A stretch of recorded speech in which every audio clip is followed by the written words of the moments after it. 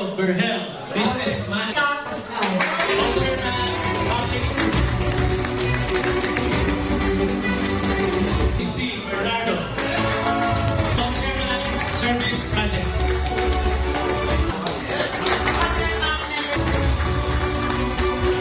President Renato B. Rodriguez Jr., co-chairman, administration. Past President, Chairman New Generation. Emmanuel D. Santo Tomas, station.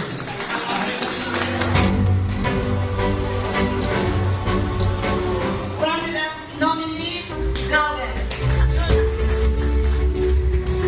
His past president Roberto B. Magbitang, chairman, service project.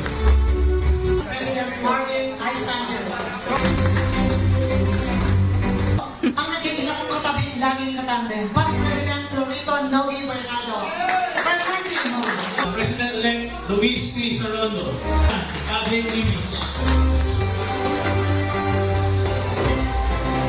Past President Miguel G. Pana, Chairman, Foundation. Past President Galo Antonio B. Bilago, Marine Officer. Ito ang paborito ko ito, lagi ko nakakagalitan. Past President Roderick Padilla.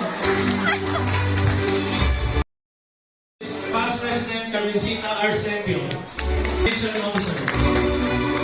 Our next is the most beautiful, Pinawin lang, Past President Maria Corazon B. Novero, our Editor-in-Chief. Okay, Manalese. Martin Argilo, our Secretary. One of my closest friends, Nani Sarando.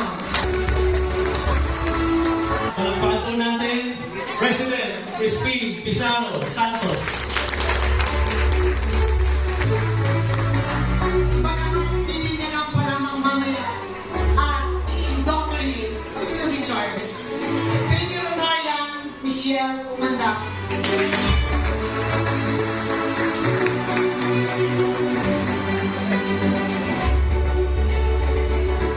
So there they are.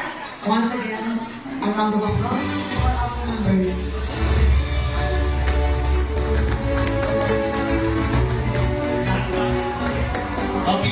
Picture na muna before we go to our next number in our program. One quick picture.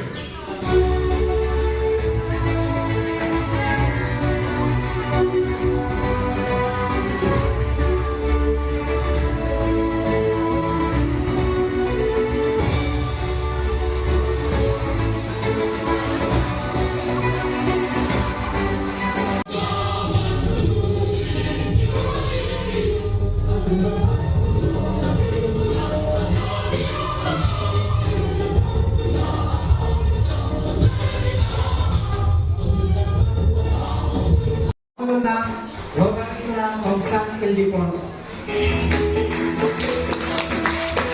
Congratulations again, President Luis Santos. Maraming salamat, my best friend. Thank you po. Quick picture.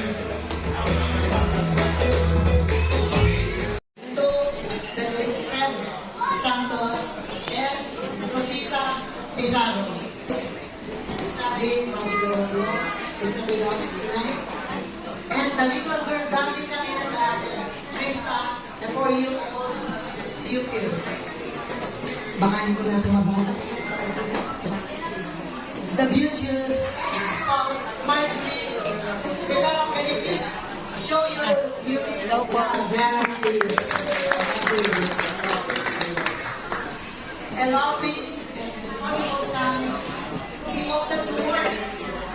He is finishing Doctor of Medical Medicine in 1989. Likewise, he graduated from the different institution. He took a short course in oral surgery for general dentists at GP Makati.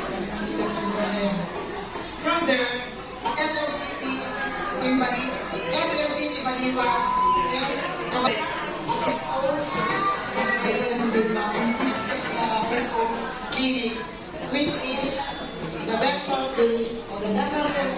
bigay natin muna siya sa mga truly a man of multitasking. All at the same time, from the to Rotary, from Rotary to the church. Why? Because also our president, he is the grand knight of the Knights of Columbus Council 7843. Samahan niyo po, nasamahan din sa karangan to present to you the Rotary Club of San Ildefonso, Rotary Year 2024, President Crisanto Pizarro Santos. Palakpakan po natin.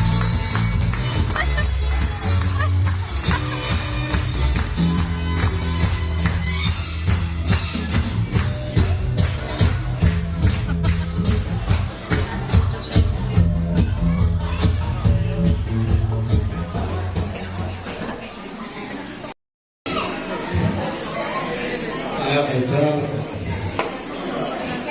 Past District Governor Eduardo Etrano and his spouse, Lady Marivic. Past District Governor Eric Micoco and his spouse, past District Governor Yoli Micoco, past District Governor guest Rotarians, ang aking pagbati. Ang tiwala o trust ay isang salita na may malalim at mabigat na kahulugan. At maingat din ipinagkakaloob sa kapwa. Ito ang dahilan kung bakit ang inyong lingkod ay narito ngayon. It is past President Carlos' trust to me to join Rotary, at it is my trust to him to grace his invitation. At tiwala rin po ng Rotary Club of San Ildefonso ang nag-vlog sa akin sa posisyong ito. Walang alinlangang tinanggap ng inyong lingkod. Ang sa akin ay ipinagkatiwala. Sabay nito ang full support ng club sa iba't ibang paraan, moral man or financial, hanggang sa logistic and ways and means, na siyang nagbigay lakas loob at determinasyon na buong liliw ng gampanan ang tawag ng tungkulin. Sa maagang bahagi ng panunungkulan, ang samahan ay agad lang naharap at nakapagsagawa ng priority community projects tulad ng bloodletting, Operation Tule, free cervical cancer screening with Rotary Club of Metro San Miguel and Rotary Club of San Miguel de Mayugo. Gayon din naman, ang joint project with Rotary Club Quiapo, Plaza Miranda, composed of elementary school supplies, sleepers, environmental lecture, legal consultation, food processing, soap making, and anti-dengue drive. Sa awa ng Diyos, nairaos ang mga ito sa pamamagitan ng special assessment at voluntary contribution ng mga kasama sa club. Hindi po kaila sa lahat na ang Rotary Year 2024-2025 has just started at payment of annual dues is not yet completed. Mabuti na lamang nariyan ng Rotary Club of San Ildefonso na sa kabila ng maraming personal na gastusin, umiral pa rin ang ginituang puso. Ang mga ganitong kaganapan ay ilan lamang na patunay ng Rotary Club of San Ildefonso ay hindi matipilan at mananatiling matatag sa ngalan ng paglilingkod. Let's all remember that we play a vital role in building a better community. Let's join them in boosting the public image of Rotary upang masaksihan natin ang nakamamahang The Magic of Rotary. Thank you and good evening.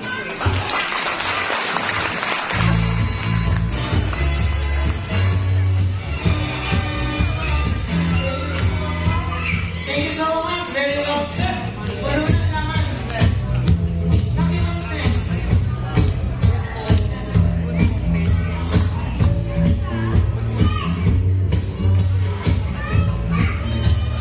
Now,